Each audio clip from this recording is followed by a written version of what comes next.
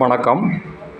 இன்றைக்கி நம்ம என்ன பார்க்க போகிறோம்னா, சங்குப்பூ ஒரு டீ போட்டு அதை குடித்தா என்ன நன்மைகள் அப்படிங்கிறத பார்ப்போம். ஒரு டம்ளர் எடுத்திருக்கேன், ஏற்கனவே டீ போட்டு கொண்டாந்துருக்கேன். ஒன்றும் இல்லை,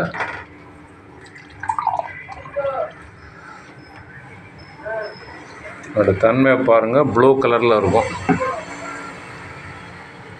ப்ளூ கலரில் இருக்கா?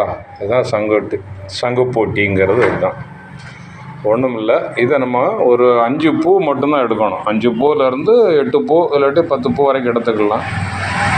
ஒரு 200 ml 300 ml தண்ணியில் போட்டு நல்லா கொதிக்க வைக்கணும். கொதிக்க வச்சாச்சுன்னா இந்த மாதிரி ப்ளூ கலரில் வந்துடும். இது நிறைய வேலியிலே முளைச்சி நிற்கும்.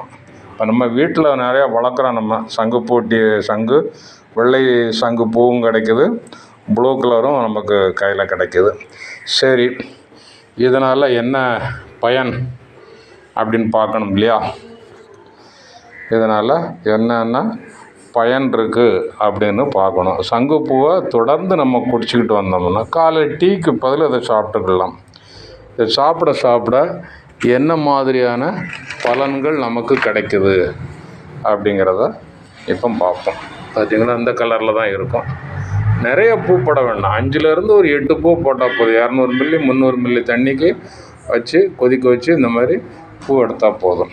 சரி, இப்போ இது சாப்பிடும்போது, இந்த தண்ணீரை குடிக்கும்போது என்னென்ன பிரச்சனை தீருது அப்படிங்கிறத நம்ம பார்க்கலாம். தலைப்பே அதான் போட்டிருக்கேன், சங்குப்பூ டீ.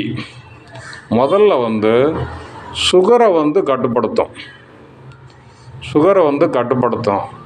அப்புறம் கவலைகள் தீரும். நம்ம அடிக்கடி ஏதாச்சும் கவலைப்பட்டுக்கிட்டு இருக்கோம் இல்லையா?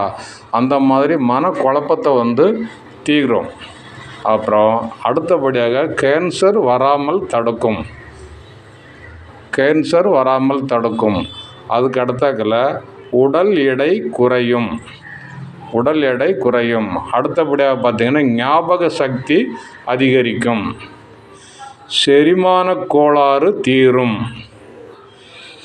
இதய அடைப்பை தீர்க்கும், சரும ஆரோக்கியமாக இருக்கும், தலைமுடி நன்கு கருப்பாக வளரும், உடல் சோர்வு இருக்காது, உயர் இரத்த அழுத்தத்தை கட்டுப்படுத்தும்.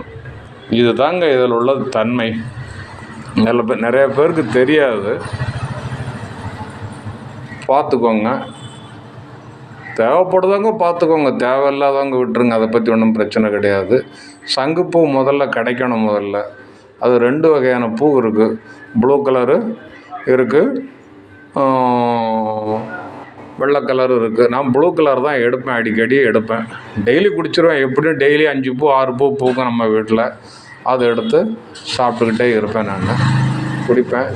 எனக்கும் ஒரு சில பிரச்சனைகள் ஓரளவுக்கு நார்மலாக ஆகிட்டு தான் இருக்குது. ஆனால் டெய்லி குடிக்கணும். டெய்லி குடிச்சிக்கிட்டே இருப்பேன். நான் வெளியில் எங்கேயாச்சும் போனோம்னா குடிக்க முடியாது.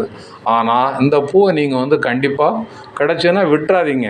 அதேமாரி வேலி ஓரத்தில் ஏதாச்சும் விதை கிடைச்சாலும் வாங்கி வீட்டில் போட்டு ஒரு ஓரத்தில் முளைக்க வைங்க. முளைக்க வச்சோன்னா அந்த பூ ரொம்ப அற்புதமான ஒரு பூ. வெள்ளை கலர் பூவை நீங்கள் பூஜைக்கு கூட பயன்படுத்தலாம், தப்பே கிடையாது. ஏன்னா இதை முடிஞ்ச அளவுக்கு சாப்பிட்டு பாருங்கள். மருந்து மாத்திரை இல்லாமல் இதை நீங்கள் சாப்பிடலாம். நல்லா குணமாகும். நன்றி, வணக்கம்.